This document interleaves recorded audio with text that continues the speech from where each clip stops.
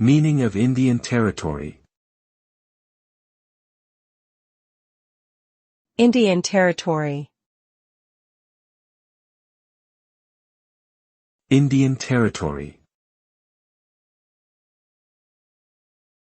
Indian Territory. Indian Territory.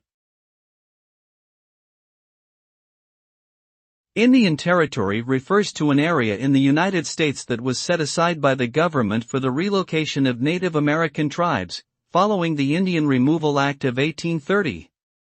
The region included parts of present-day Oklahoma, Kansas, and Nebraska. The forced removal of Native Americans from their ancestral lands to Indian Territory resulted in immense suffering and loss of life, known as the Trail of Tears. The Indian Territory eventually became the state of Oklahoma in 1907, marking the end of the territorial period.